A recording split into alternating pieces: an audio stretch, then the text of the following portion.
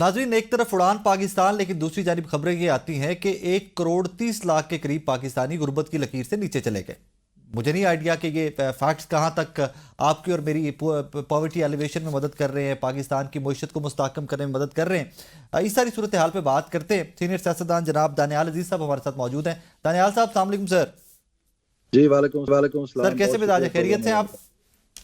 اللہ کا شکر بہت۔ سر احسن اقبال صاحب فرماتے ہیں کہ ہم نے معیشت کو قابو میں کر لیا ہے، چیزیں آن ٹریک ہیں، اڑان پاکستان ایک نیا ویژن بھی دے دیا انہوں نے، ان ڈیز ٹو کم مزید معیشت بہتر ہوتی جائے گی۔ سر یہ پلان سکسیسفل ہوتا دکھائی دے رہا ہے اڑان پاکستان؟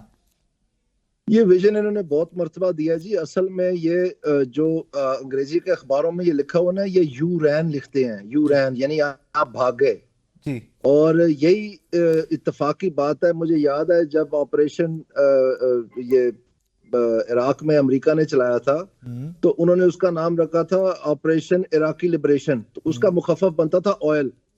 تو وہ ظاہری بات ہے سارا تیل کا معاملہ تھا، تو اللہ تعالیٰ کبھی کبھی ایسی چیزیں کر دیتا ہے خود بخود کہ وہ اپنی جو اصل حقیقت ہے وہ خود ہی بیان کر دیتے ہیں۔ تو یہ جو یو رین ہے یہ بالکل انہوں نے درست فرمایا۔ اس کی وجہ یہ ہے کہ اگست کی 14 تاریخ کو جو حقیقی پروگرام تھا پاکستان کی معیشت کو درست کرنے کا، جو فنانس منسٹر صاحب نے اور وہ اسٹیفن ڈیکران صاحب تھے، اور جو ٹاسک فورسز بنی اور مختلف قسم کے آئی ایم ایف کی جو اس وقت مذاکرات چل رہے تھے، اس کی روشنی میں جو کمپلیمنٹ کرنا تھا اس چیز کو، اور پاکستان کو انٹرنیشنل ویلیو چینز میں لے کے آنا تھا، اور یہ پرائیویٹائزیشن کرنی تھی، اور یہ پورے پاکستان کے جو ریونیو ہے اس کو ٹھیک کرنا تھا، جس میں یہ 3 سطح جو تھی، ایک ریل اسٹیٹ اور ایک آپ کا ریٹیل سیکٹر، اور ساتھ میں یہ جو آپ کا ایگریکلچر ٹیکس ہے، یہ سارا نافذ ہونا تھا وغیرہ، وہ ساری چیزیں اس میں شامل تھیں۔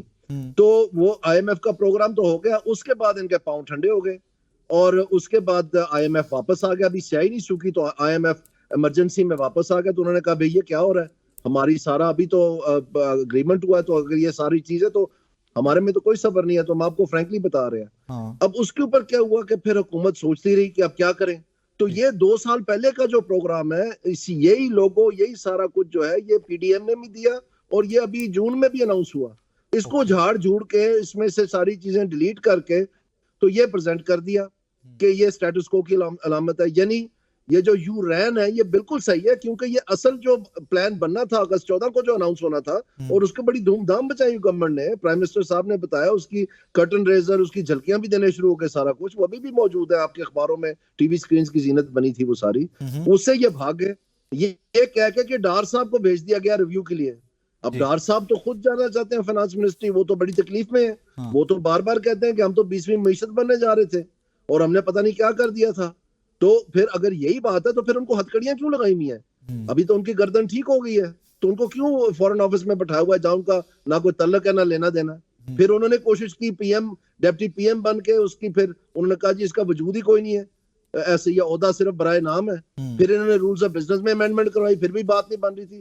پھر انہوں نے یہ سوچا ہوگا کہ یہ جو بزنس رولز آف بزنس ہے گورنمنٹ آف پاکستان، اس میں اکنامک پلاننگ اور اکنامک کوارڈینیشن جو ہے وہ پلاننگ کمیشن کا ہے۔ تو جو بیچارہ اپنا سیکٹری نہیں بدل سکا، وہ ساری اخباروں کا زینت بنا کہ وہ برے حالوں میں ہے، اور لوگوں کو کہتا پھر وہ اخباروں میں آیا یہ ساری بات، تو وہ اس کو جو ہے نا اس میں ہوا بھر کے اس کا پرانا پلان جھاڑ جھوڑ کے، اور اب مزے کی بات یہ اس پلان میں لکھا ہوا ہے، اس پلان میں یہ باتیں لکھی ہوئی ہیں کہ یہ پرانا ہے۔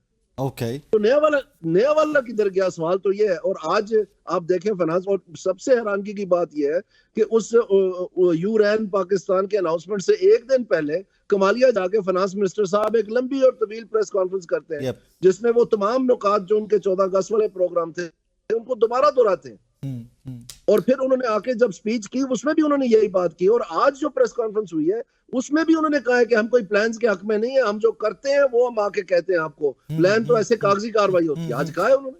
تو اس سے لگتا ہے یہ کہ 2 پیرلل پلانز چل رہے ہیں، ایک فائنانس منسٹر لے کے چل رہے ہیں، ایک احسن اقبال صاحب لے کے چل رہے ہیں۔ کوئی پلان نہیں چل رہا، یہ جو فنانس منسٹر سامنے آئے ہیں ان کی دم پہ پاؤں آیا تو یہ کہہ رہے ہیں۔ اور دوسری بات یہ ہے کہ ان کے پاس جو آئی ایم ایف کے ٹارگٹس ہیں یہ پورے نہیں ہو سکے۔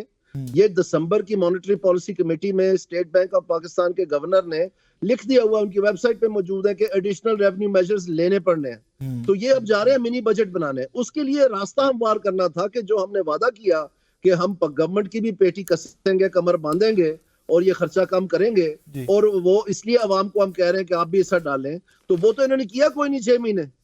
تو اب جب ان سے وہ ہوا ہی نہیں, یعنی ریٹیل ٹیکس نہیں لگا, ایگریکلچر ٹیکس نہیں لگا, باقی نہیں لگا, اور خسارہ سر کے اوپر آگے گر رہا ہے, اور 2 مہینے بعد آئی ایم ایف آ رہی ہے, بلکہ 1.5 مہینے بعد آئی ایم ایف آ رہی ہے ریویو کرنے, تو اب انہوں نے منی بجٹ دینا ہے. تو منی بجٹ کے لیے یہ سب کچھ بتا رہے ہیں کہ جی اب وہ سارا کچھ رائٹ سائزنگ ہم نے کر دیا, یہ دیکھیں ہم کتنے اچھے بچے ہیں. حالانکہ جو ڈار صاحب کو 60 دن کا ٹائم ملا تھا کہ آپ فورن مشنز کی رائٹ سائزنگ کر کے دیں, وہ رپورٹ کدھر ہے, وہ کہاں گم ہو گئی ہے؟ وہ تو اس کام میں لگے ہوئے تھے کہ میں کسی طرح فنانس میں 20 میں معیشت بتاؤں جا کے کہ میں بڑا کمال کا کام کرتا ہوں, اور ان کے اوپر بین لگا ہوا, یہ جا نہیں سکتے ادھر.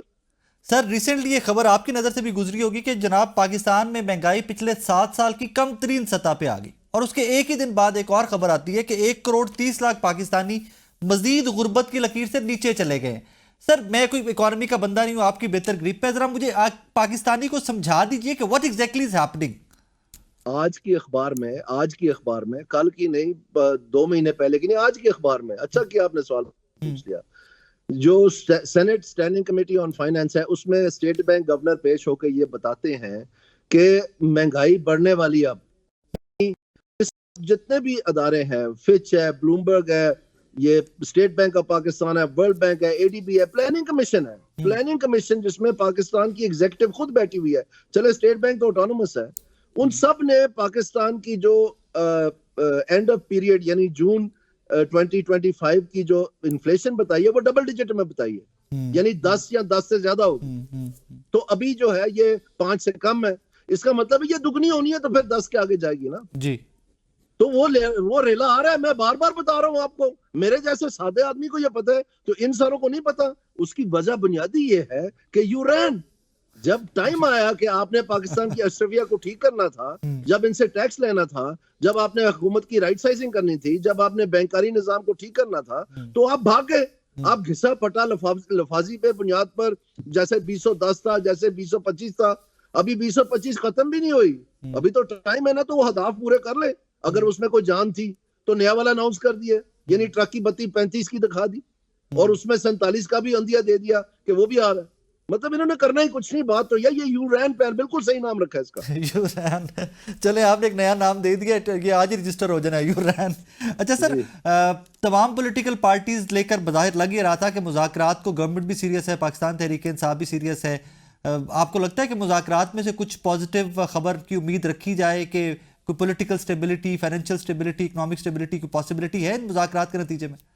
میرے خیال ہے پی ٹی آئی نہیں چاہتی کوئی ایسی ان کے خلاف منفی چیز ریکارڈ پہ آ جائے 20 جنوری سے پہلے, اور اسی لیے انہوں نے 31 جنوری کی ڈیٹ دیا, کیونکہ 20 کی تو وہ obviously نہیں دے سکتے, وہ تو ان کے لیے ان کا سارا جو ہم کو میں وہ سارا اڑ جاتا ہے. تو 20 تاریخ کو میں آپ کو بتا دیتا ہوں ڈونلڈ ٹرمپ صاحب کی انوگریشن ہونی ہے جی. تو یہ سارا کا سارا دار و مدار, یہ جو کانگریس میں کو خط سائن کیا ہے, یہ جو کوئی ٹویٹیں آ گئی ہیں, کوئی اس طرح کی چیزیں, یہ سارا انحصار وہاں رکھا ہوا ہے کہ اب وہ جس کو کہتے تھے کہ ہم ایبسولوٹلی ناٹ ہے, اب ایبسولوٹلی یس ہو گیا. تو یو ٹرن کے ماسٹر ہیں یہ سب. سر آپ کی ریسنٹلی ڈونلڈ بلوم سے ملاقات بھی ہوئی, آئی تھنک آپ کے ڈنر تھا گھر پہ, وہاں پر do you think outgoing ambassador, changing administration in America, کوئی پاکستان کو لے کے, عمران خان صاحب کو لے کے پالیسی شفٹ دیکھ رہے ہیں ان ڈیز ٹو کم آپ؟ میرے خیال میں یہ جو آپ کو چہمہ گوئیاں نظر آ رہی ہیں جس میں کانگریس کا یہ لیٹر آیا تھا, اب سب سے بڑی بات یہ ہے کہ آج ہی پریزیڈنٹ کارٹر کا جو دنیا سے چلے گئے ہیں, انہوں نے ماشاءاللہ بڑی خوبصورت زندگی گزاری ہے. ان کا سٹیٹمنٹ آیا ہوا تھا کہ امریکہ میں جو اسرائیلی لابی ہے وہ کتنی افیکٹو ہے کہ تمام کانگریس جو ہے وہ ان کے اوپر بات بھی نہیں کر سکتے, کیونکہ اگلی مرتبہ وہ کانگریس میں نہیں ہوں گے.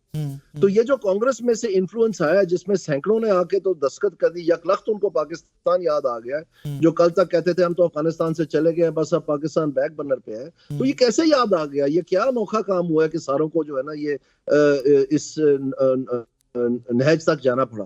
تو جب میں نے تھوڑی سی ریسرچ کی تو وہ پتہ کیا پڑا کہ وہ جو کانگریس مین اپنا بیان کرتے ہیں, جب ان کو پوچھا گیا کہ آپ نے یہ کیوں کیا ہے, تو وہ تو یہ کہتے ہیں کہ ہمیں یہ بتایا گیا کہ چین کو پاکستان میں داخل ہونے سے عمران خان روکے گا, اس لیے ہم سمجھتے ہیں کہ بڑا ضروری ہے اس کو آگے لانا. تو میرا مطلب ہے کہ یہ چیزیں جو ہیں آپ کی جو فورن مشن ہے وہ نہیں بتا سکتی. آپ کی جو فورن آفس ہے یہ نہیں بتا سکتی. وہ تو لگے ہوئے ہیں کہ فنانس میں کیسے گھسنا ہے. ایک اکاؤنٹنٹ کو جب آپ بٹھا دیتے ہیں فورن آفس میں جس کا اس کا پتہ ہی کچھ نہیں, تو پھر آپ کا کیا امیجن کر سکتے ہیں. اور یہی فیلئر ہے پی ایم ایل این کا.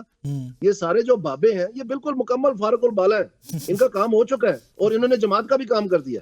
سر رچرڈ گرینل والے معاملے کے اوپر بھی بڑی تشویش تھی مجھ سمیت پاکستانیوں کو کہ ہمارا فورن آفس کیوں خاموش بیٹھا ہوا ہے. چند وزراء ٹوٹی پھوٹی انگریزی میں ٹویٹ کر کے ایڈریس کر رہے ہیں رچرڈ گرینل کو, لیکن ان کو پراپرلی انگیج نہیں کیا گیا تھا ایون ایٹ دیٹ ٹائم کہ بھائی ہمارا انٹرنل میٹر ہے, دس از ہاؤ اٹس گوئنگ, ہم اس کو ایڈریس کرنے والے ہیں, ہم اس کو دیکھ رہے ہیں. لیکن وہ بھی معاملہ آپ نے دیکھا شتر بے مہار تھا ایٹ دیٹ ٹائم. کچھ وزراء نے بس ٹوٹی پھوٹی ٹویٹس کی تھی اینڈ دیٹ از اٹ.